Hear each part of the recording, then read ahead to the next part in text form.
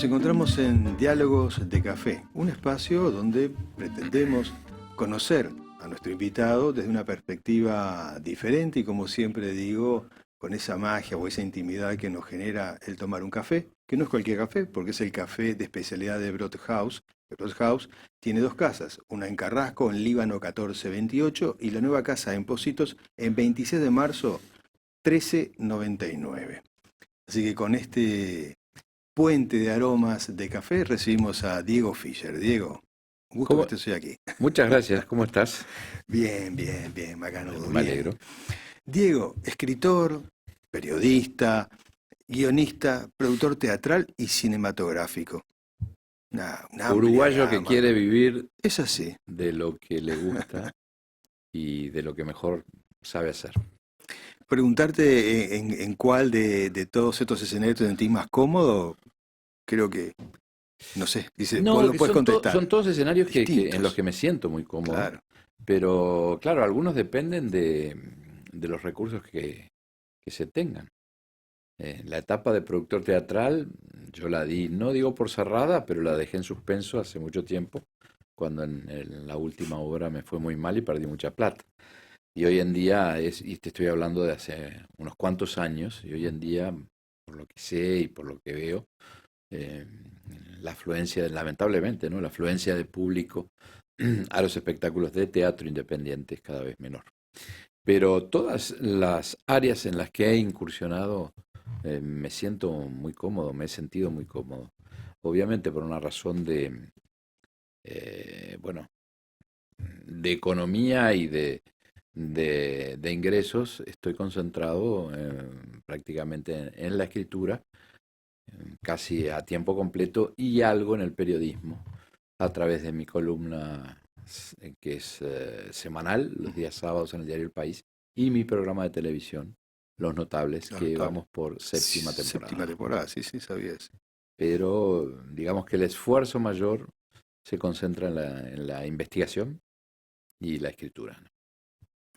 Diego, el trabajo de escritor es muy solitario, ¿no? O es lo que Sí. el público entiende, que es un trabajo así, muy, muy, muy fuera de todo, sobre todo en ese proceso creativo, ¿no? Ujú. Eh, en todos los casos, y cada escritor en particular, son experiencias distintas. ¿Cómo es la tuya? No, es tal cual. Es un trabajo muy solitario, es un trabajo. Primero está, en mi caso, primero está todo el tema de investigación, Ujú. y ahí yo felizmente ya hace unos años tengo un equipo pequeño, pero un equipo que, bueno, hace posible que pueda publicar al ritmo que publico, ¿no? En términos generales, un libro por año. Y después, bueno, sí, la escritura es un trabajo, porque ¿cuál es el proceso? Capaz que me adelanto a alguna pregunta que me vas a No. formular luego, pero el proceso es primero estudiar el personaje, la circunstancia, el episodio del que voy a escribir, investigar, eh, y luego finalmente la última etapa, la etapa final, es la escritura. Y sí, ese es un trabajo. Los otros trabajos pueden tener más puntos de encuentro y comunicación, bueno, con estos amigos con los que estoy trabajando. Pero la escritura es absolutamente un trabajo en soledad, en la más absoluta soledad. Creo que no puede ser de otra manera. Sí, Eh, y ese proceso que tú ahora me mencionás, como muy, muy cerradito, muy estudiado, al cabo de tantos años, ¿no? sí. ¿Siempre fue así o lo fuiste modificando con los años? No, no, no, siempre fue así. Lo que fui modificando es eh, ampliando, digamos, el tema de la investigación, porque pude incorporar gente a que me diera una mano ya hace un tiempo. Y porque resulta imprescindible, a veces incluso gente que trabaja en otro país. También. Te doy dos ejemplos. En el caso del libro El precio de una traición, necesitaba a alguien en Brasil.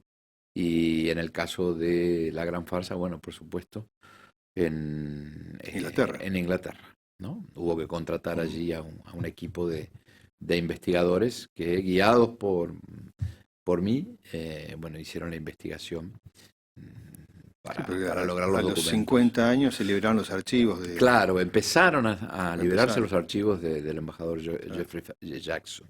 Y bueno, después que tú te reunís esa información, ese material, vas jerarquizando esa información y después está, ya es el momento de escribir.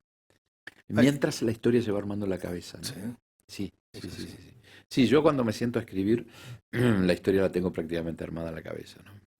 Y bueno, y un escritorio que desborda de papeles y llega un momento que estoy ansioso por terminar Claro. para poder poner en orden y despejar el escritorio. Realmente es así. Hay escritores que tienen, o tuvieron, mejor dicho, una determinadas particularidades para escribir. Gabriel García Márquez, por ejemplo, era muy metódico, cumplía Sí, sí, estrictamente un sí, sí, horario. sí, sí. Ernest Hemingway, como muy movedizo, caminaba, dictaba, caminaba, escribía de pie. Y creo que Sí. se paraba en una alfombra de cuero de antílope, ¿no?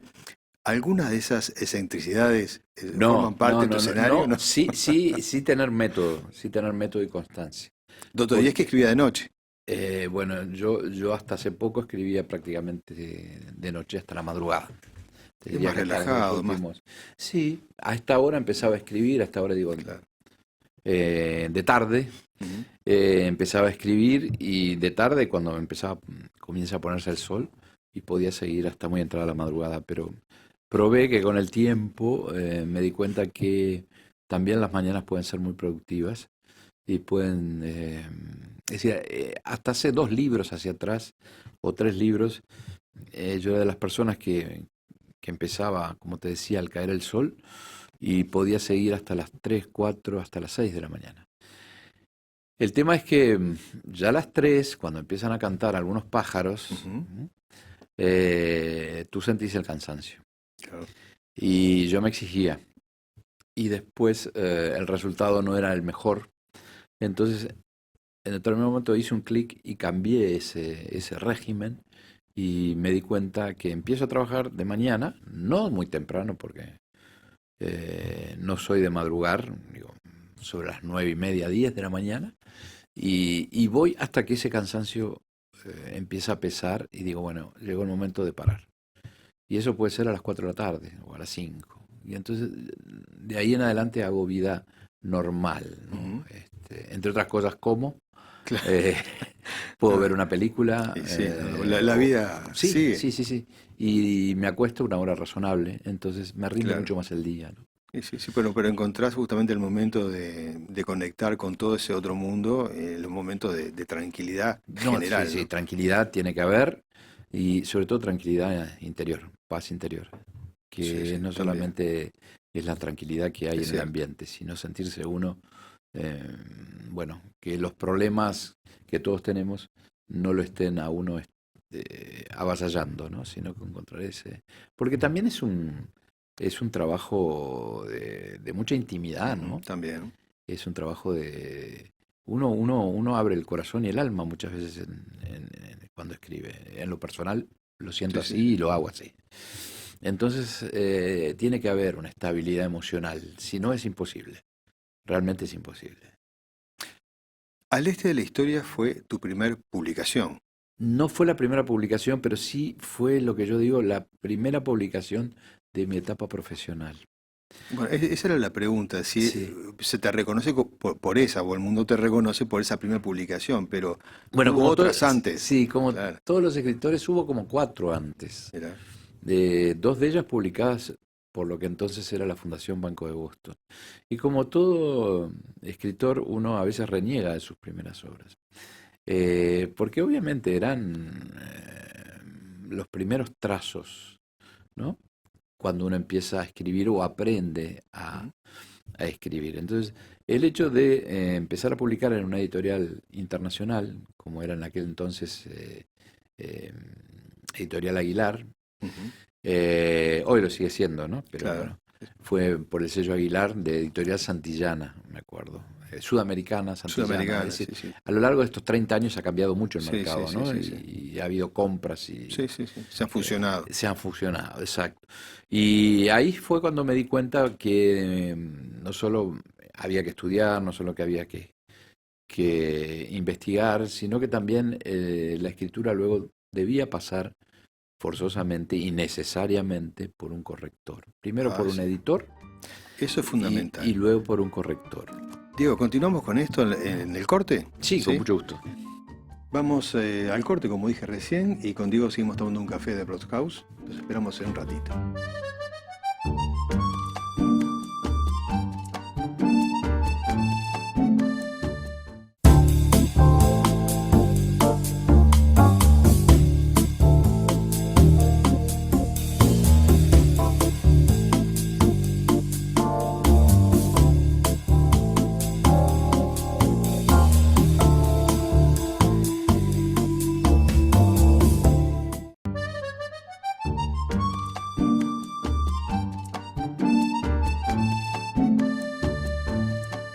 Continuamos en Diálogos de Café con Diego Fischer y el Café de Broadhouse.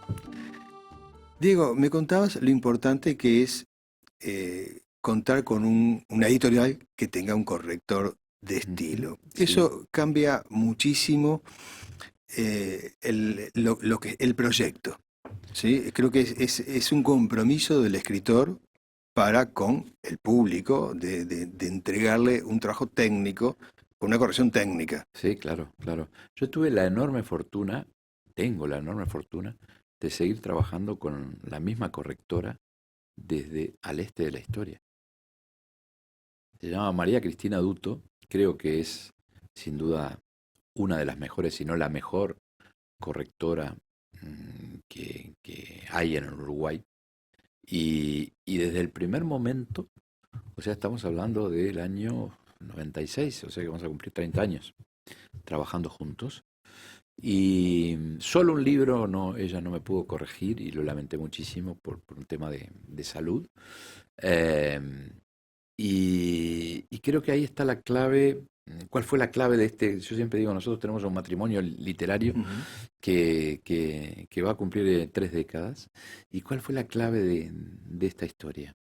La clave fue que Maki me devolvió los originales en la primera corrección, ¿no? Porque también el público no tiene por qué saberlo, pero un libro lleva por lo menos 2 correcciones. Primero la Sí. primera Por lo menos, sí. en crudo y luego ya hasta una tercera cuando el libro ya digamos, se diseña, ¿no? Y la clave estuvo en que el primer manuscrito mío, Maki lo devolvió con una cantidad enorme de correcciones. Y a mí me pareció fantástico. Y tuve esta charla más o menos en estos términos. Le digo, mira, Maki, creo que esto va a funcionar en la medida que tú siempre actúes como has actuado acá, con absoluta franqueza. Y yo también tenga la libertad de decirte lo que a mí me parece sobre lo que tú me corregís. Y fue eso. Y yo te puedo decir que en casi 30 años no tuvimos una sola discrepancia. Ninguna cosa que puede ser lógica, ¿no? Y a mí me da mucha tranquilidad el hecho que Maki trabaje sobre mi trabajo, no es un juego de palabras. Porque me siento respaldado, Claro. es una mujer de una cultura extraordinaria, excepcional, y de un profesionalismo, bueno, demostrado, largamente demostrado, ¿no? Ha formado a generaciones de correctores en este país, ¿no? Claro, porque el que no sabe, o el público que justamente de repente se le plantea esa situación, hoy le estamos hablando de esto, no entiende que hay una corrección técnica que hoy por hoy se estudia en la Facultad de Humanidades desde el 2010, que es la corrección de estilo. Claro. Y es el corrector de estilo el que puede tomar un texto y llevarlo a lo que es, de lo que es una obra a un libro. Sin ese conocimiento técnico que no lo tiene el escritor, porque el escritor es un creador, al libro le falta profesionalismo.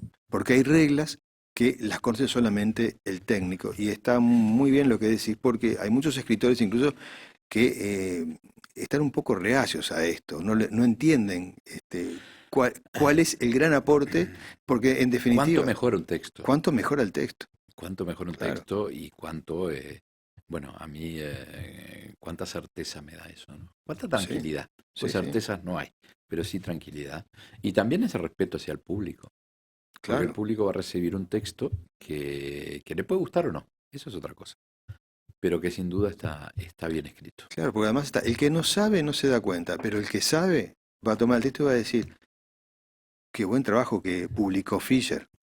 Ahora sería terrible que no pasaba por un corrector y dijeran, este trabajo no está bien. Claro, claro, Entonces, claro. y esa es la No, gran pero uno tiene que diferencia. tener el sentido de la humildad y saber, saber ubicarse frente a esta Claro, situación, ¿no? Cuando vos me decís que hay escritores que rechazan sí, y sé que los hay, digo, me parece un disparate, ¿no? desconocimiento. Desconocimiento, un acto de soberbia y Sí, de desconocimiento, ¿no? exacto. Diego, al este de la historia, allí tú contás muchas vidas, la de Lucich, la de mucha gente relacionada a Punta del Este. ¿Fue eso o sea, entrar en ese conocimiento sobre las biografías de determinadas personas que hicieron crecer el balneario, fue lo que de repente te disparó a seguir trabajando en las otras biografías que vinieron? No, no necesariamente, no, no, no. Te diría que el este de la historia nos sorprendió a todos. En primer lugar a la editorial, que no confiaba mucho en el proyecto, en el éxito que tuvo. Ujú.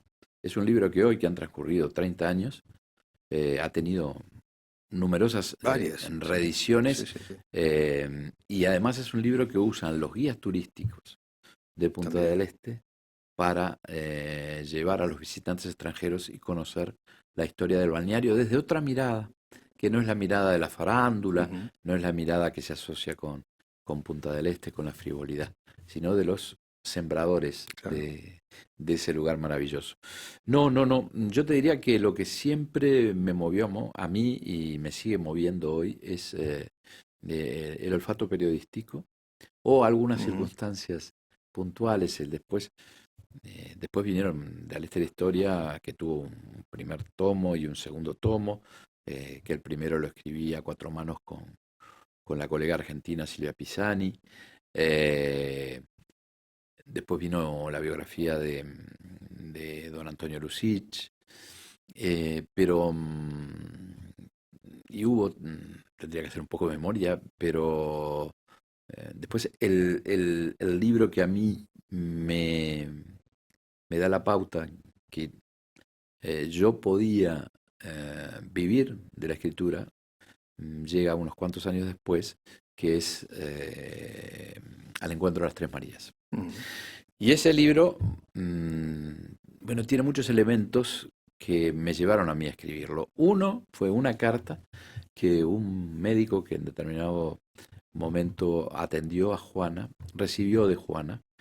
Estoy hablando de una carta que está fechada en 1900, no me quiero equivocar, pero 51, 52. Y esa carta, yo era lo que se llamaba entonces periodista de exteriores o movilero, hoy se llama movilero, en Radio Sarandí. Iba en lo que llamaba el móvil, Ujú. ¿no? Que era una camioneta, el chofer era Vicente Gutiérrez, todo un personaje. Y recuerdo que me tocó hacerle una nota a este médico, que es el único personaje que está mencionado en el libro, pero con un seudónimo.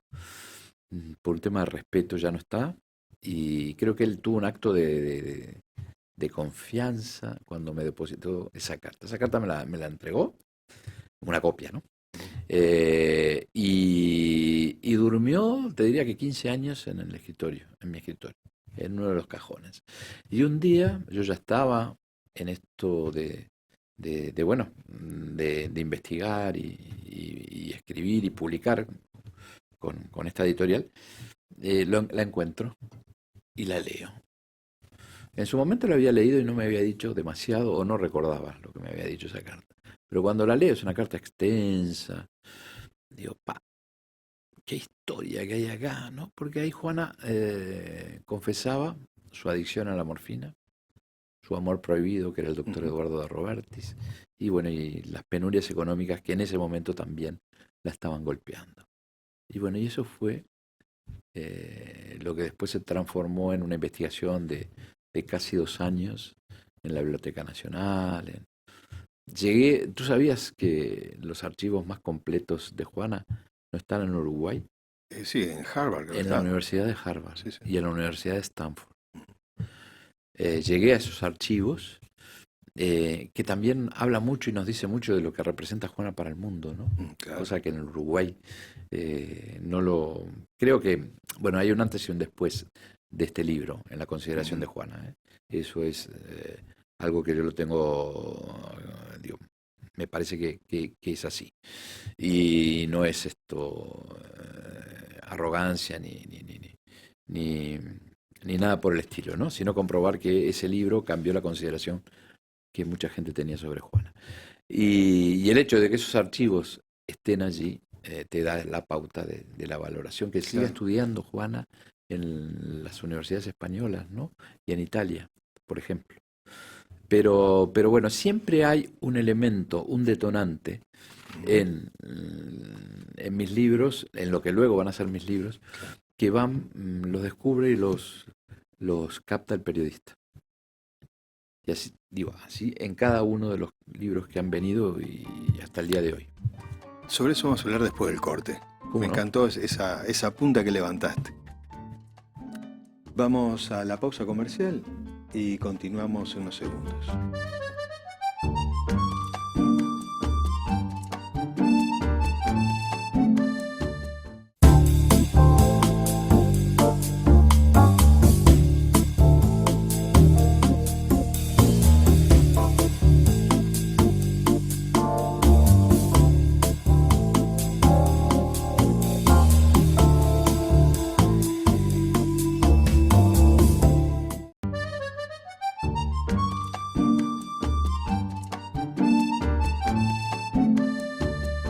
Continuamos en Diálogos de Café, conversando con Diego Fischer. Y nos estabas contando, Diego, sobre... yo creo que es la punta de quiebre de todo, ¿no? O sea, o así lo interpreto. No todo periodista se hace escritor. No, es cierto. No es una regla, pero en tu caso sí.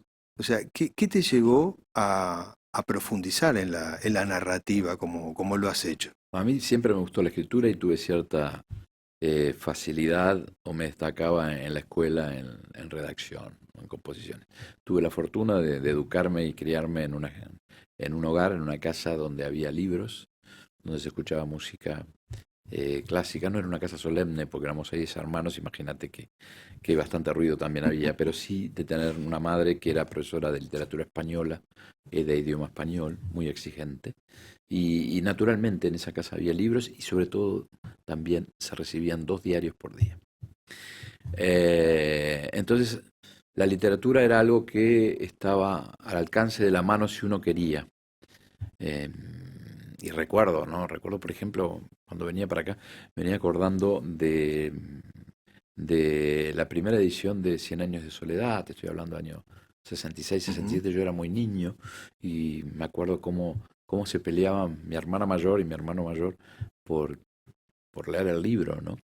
Eso te da un poco la pauta como cuál era el clima que se vivía. Y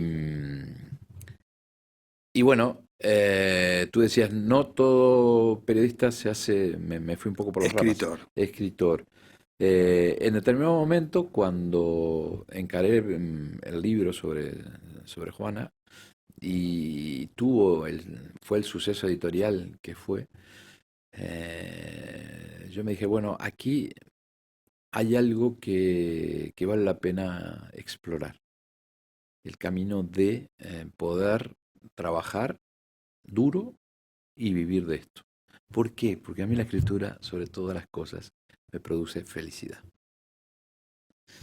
Y bueno, uno en la vida tiene que hacer muchas cosas por obligación. Y hay que hacerlas y hay que cumplir. Pero a veces uno va relegando aquellas cosas que le producen una felicidad muy particular. Es una experiencia muy personal, pero quienes escriben quizás lo entiendan, o Sí, no sí. solamente hay que escribir para entender. Uno hace lo que realmente lo hace feliz. Y con esa premisa fui, bueno, construyendo un camino y afortunadamente, felizmente, ese olfato periodístico me ha llevado a elegir temas y personajes que han calado muy bien Claro. en el público. Yo tengo un enorme compromiso y un enorme agradecimiento a la cantidad de público, de gente que me sigue y compra mis libros. Una fidelidad que a veces Sí, me sí. sorprendo, porque bueno, a ellos le debo esta profesión bueno, que por supuesto disfruto y sufro, pero que como te decía hace un instante, me genera esa felicidad, Sí, ¿no? sí. Diego, hablábamos también de bueno, de la carta que te habían entregado. Esa carta, Mm, como tanto material te va llegando a través de la gente que te sigue también, sí. ¿no? Que le interesa que vos explores en determinados temas. Hoy tenemos una herramienta que es la tecnología que manejamos, que nos acerca a muchas cosas, pero tampoco todo lo que encontramos Mm. en el mundo digital No, que es un arma a doble existe filo. también. Es un arma a doble O filo. sea, Es una herramienta claro, estupenda. pero To- ¿cómo te to- to- llevas? Ahí está. Totalmente de acuerdo. No, no me llevo muy bien, pero sé separar la paja del trigo. Y eso se logra luego de, bueno, de cierta Ujú, formación, de sí, estudio y de conocimiento. Y los muchachos tienen a Wikipedia como quizás nuestras generaciones sí, tenían sí, a la enciclopedia sí. británica, ¿no? Solo Y que sabíamos dónde venía la enciclopedia británica, claro, claro. Entonces, sabíamos dónde venía la información. exacto. Y hoy hay otra herramienta aún mayor que es la inteligencia También. artificial, que es un territorio que yo no he querido entrar, porque primero me produce un gran temor y lo poco que he conversado con gente que entiende el tema.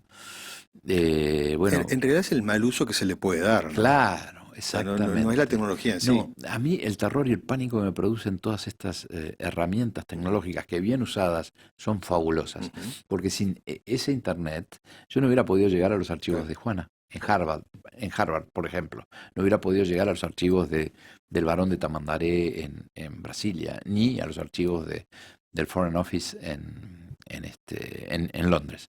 Pero es que estas herramientas vayan desplazando lo que es esencial en cualquier ser humano, y es el pensar.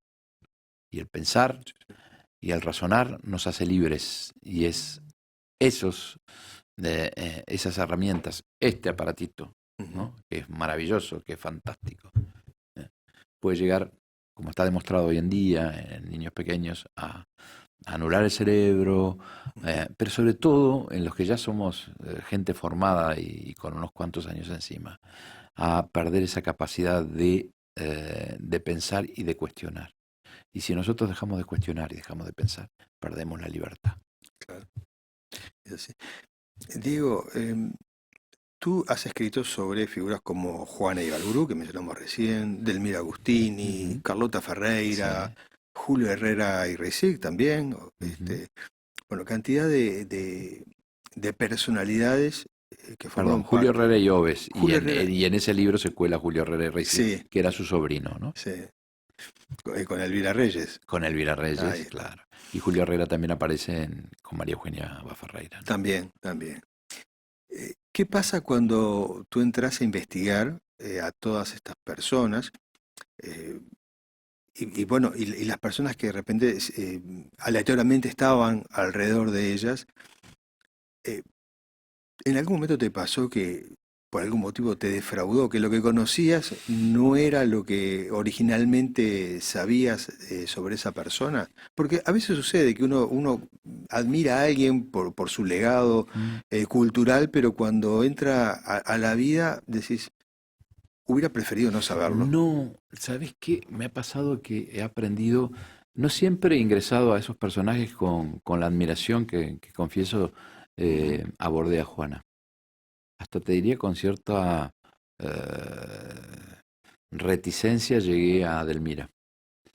Pero después que conocí, investigué y accedí a materiales que nunca se habían publicado, eh, me sorprendió y la entendí. Y entendí la historia. Entendí la historia de ese personaje, entendí esa mujer que no fue, como se dice hasta en las escuelas, erróneamente víctima se presenta como el primer femicidio que se produjo en el Uruguay, y no es así. ¿eh? Quien vaya a las fuentes a las que yo recurrí, que estaban en la Biblioteca Nacional, sucede que nadie las consultaba, que es en la Biblioteca Nacional, el archivo literario, está todo el archivo de Delmira, por un lado, ¿no? Que vienen del exterior a consultarlo, para que te des una idea, hace muchos años.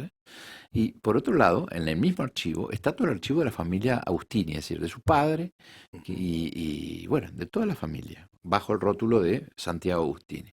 Entonces, cuando uno le hinca el diente al archivo de Agustini, tiene la otra mitad de la historia. Y en la otra mitad de la historia, sumada a la ya conocida o mal conocida, se compone la historia. Lo más aproximado, yo no diría tal cual, pero lo más aproximado a lo que sucedió. Delmira no fue una víctima de su marido, Delmira fue una víctima de sus padres. Sí, ella estaba muy presionada por sus padres, Claro, en todo un momento. padre usurero, En todo momento. una madre que en aquel momento se le decía neurasténica, hoy sería, no sé qué psicopatía tendría, si era esquizofrénica o no sé. Pero que además usaron a Delmira como un objeto para ascender socialmente. Se decía siempre de don Santiago Agustini, del padre de Delmira, que era un empresario muy, muy respetado, muy rico. Digo, claro que rico era, si era un usurero.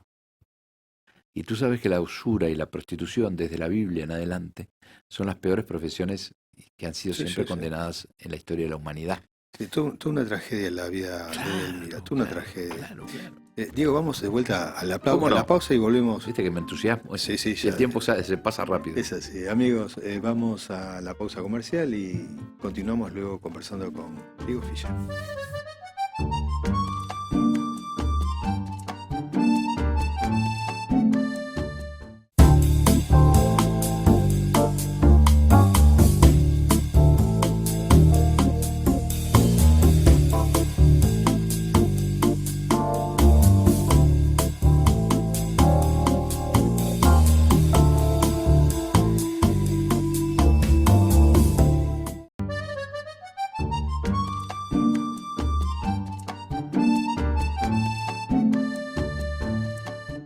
Continuamos en Diálogos de Café, ya en el último bloque conversando con Diego Fischer, que se nos va el tiempo y no llego a preguntarle sobre otros temas que también me interesan.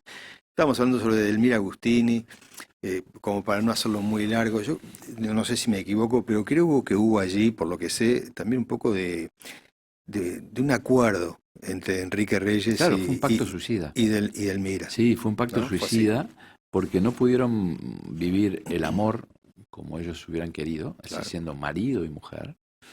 Y esto no es novela, ojo, esto está respaldado por documentación. En el libro hay un par de esquelas y una carta sobre todo de la médica de Delmira, que salió a la luz en Serás mío de nadie, antes no había sido publicada. Y corrobora todo esto que estamos conversando. Al no poder vivir, porque su madre no lo quería Reyes, habían decidido divorciarse, darle el gusto a la madre de Delmira, que se iban a divorciar, e irse inmediatamente a vivir a Buenos Aires. Delmira no pudo, se divorció, cumplió con él, ¿no? Sí. Fue la primera mujer que se divorció por la ley del 12, por el solo consentimiento de la mujer, ¿no? El divorcio es del 7, esta ley es del 12. Y Delmira no pudo cortar ese vínculo. Entonces deciden morir juntos. Y es Romeo y Julieta en la calle Andes en 1915, ¿no? 1914. Diego, son muchas las biografías que has trabajado, muy interesantes todas, son como muy, muy interesantes también como para recomponer nuestra historia, ¿no? Por todo lo que gira en torno a cada una de estas investigaciones que has hecho. Pero también tenés algunos libros que tocan como de forma más aguda el tema político, Sí. ¿sí? Como un libro muy reciente tuyo que se llama La Gran Farsa, Retrato de un país en llamas, Ujú. que al comienzo de esta charla mencionaste que se habían desclasificado los archivos en el Ministerio de Relaciones Exteriores en De Londres, Londres, sí. El en Foreign Office, Londres. sí. Y ahí, ¿qué documentación específica es la que consigues? La Todo el archivo Jackson. de Jackson. Allí está. ¿Qué pasa, Daniel? Jeffrey Jackson había escrito, a poco de ser liberado en el año 74, un libro que se llamó Secuestrado por el Pueblo. Ese libro yo lo leí hace 20 años y volví a él Ujú. hace poco. Y cuando lo leí me quedó esa sensación de que Jackson estaba padeciendo el síndrome de Estocolmo, porque no podía ser tan magnánimo, pese a ser un hombre católico, no era anglicano, sino de cristiano apostólico y romano, pese a ser muy british, Ujú. ¿no? En la visión que da sobre sus captores y en las circunstancias que vivió en ese lugar infame llamado Cárcel del Pueblo, una de las cárceles del pueblo, que yo siempre aconsejo, recomiendo porque se puede visitar, que la gente lo visite, para dar la dimensión del drama que vivió este país en esa década infame. Hablamos de mediados de los 60 hasta el año 73. Después vino otra historia muy oscura también, ¿no? Por cierto. Pero en esos documentos eh, encontré no solo al verdadero Jackson, hay en el libro al final un informe que Jackson envía a sus superiores al mes de ser liberado, ya estando en Londres, donde sorprende los detalles que da, pero lo que más sorprende es la vigencia que tiene ese informe con respecto a cómo surgió el MLN, a cómo surgió la guerrilla, por qué se dio, quiénes la integraban, dónde estaba el cerno de toda esa gente. Es extraordinario ese informe 53 años después sucedidos los hechos. Y en los otros documentos lo que está es toda la trama de la negociación que siempre se negó, que hubo entre el gobierno de Inglaterra a través de Salvador Allende con los Tupamaros, por los cuales, por la liberación de Jackson, y gracias a Allende, al presidente Allende, el embajador británico fue liberado, pero además el gobierno de Inglaterra pagó $100.000 de la época. Los Tupamaros habían empezado pidiendo $2 millones de la época y terminaron transando en $100.000, ¿no? Entonces está toda esa trama de negociación, de cartas, de documentos, es impresionante, realmente Además, impactante. sí, un hecho sin precedentes, ¿no? Porque en Uruguay no se había secuestrado nunca a nadie, menos un embajador Bueno, pero en ese año que va de 1900, 71. claro, en el 71 es cuando secuestran a Jackson, pero un poquito más atrás, a partir del junio del 70 empiezan con Dan Mitrione. Y a quien lo secuestran y piden, era norteamericano, hay dos bibliotecas allí, hay quienes dicen que era el que vino a entrenar a la policía en técnicas de tortura, y hay otra biblioteca, digamos el currículum oficial de Mitrione dice que era y lo era, un hombre del FBI que había venido a entrenar a la policía en la neutralización que era su especialidad de manifestaciones estudiantiles. Que la gente tome la versión que más le guste, pero esas son las dos versiones que hay sobre Dan Mitrione. Dan Mitrione es secuestrado y a la semana aparece ejecutado en un hecho que conmocionó a la opinión pública, no solo local, sino el Uruguay en esos años, en ese año que va del 70 al 72, nunca tuvo tanta prensa y ocupó tantos espacios en diarios de primera línea en el mundo. Te hablo del The Times, de New York Times, Sí, sí. de Le Monde, en fin. Estaba allí en curso lo que se llamó el Plan Satán, que era un plan por el cual los tupamaros secuestraron, en total llegaron a ser 11. Primeras figuras del ámbito diplomático, la mayor figura relevante fue obviamente el embajador Jackson, Claro. pero antes habían secuestrado al cónsul general de Brasil, Aloysio Diagomide, después fueron por los empresarios, Ferrez, Berenbaum, bueno, Pereira Reverber, Frick David, en fin. Y ese momento en que los tupamaros llegan a la cúspide como fuerza y como movimiento guerrillero, pero también comienza su caída, porque es cuando la gente incluso los empieza a ver con mucho temor y ellos se constituyen en un poder desafiante y real frente al gobierno constitucional, que era presidido por Jorge Pacheco Areco. Y no te olvides que en septiembre de ese año se va a cumplir, se va a dar la fuga de Punta Carretas. Entonces, toda la información y todo el material que nunca se había revelado y, fueron los insumos, o fue el insumo para este libro, para La Gran Farsa, ¿no? Que vengo de presentarlo en Chile, porque el papel que cumplió Salvador Allende fue un papel clave en el caso de Jackson, ¿no? De la liberación del embajador Jackson. La verdad que sí, es una versión totalmente diferente de la que Claro, a estaba la que se circulando. contó. Nosotros estamos inmersos y abrazados por un relato, como se dice hoy en día, que es mentiroso y es falso. Y ese relato fue construido por dos personas, a través de libros. Uno fue Eleuterio Fernández Huidobro y el otro Mauricio Rosenkopf. Y esa historia se impuso como verdad revelada. Y es falsa, está tergiversada. Entonces, lo que hace La Gran Farsa es aportar otra mirada en base a documentos y no a un relato novelado o novelesco. Esa es la diferencia. Y esos documentos figuran en el libro. Sí, por supuesto, por supuesto. Diego, otro libro que este sí es muy reciente también, es el de Directo al Corazón, Sí, ¿no? sí. El inventor que revolucionó la cardiología. Acá también En el mundo. en el mundo. Y acá se da algo muy particular, ¿no? Como a veces nosotros los uruguayos no reconocemos a personas como en este caso el doctor Orestes Fiandra. Sin duda. Nos cuesta reconocer a las personas que realmente hacen estos destellos de genialidad. Sí. ¿Por qué nos pasa eso? Y creo que es un tema de dimensión, creo que es un problema que el Uruguay tiene de siempre. Desde siempre.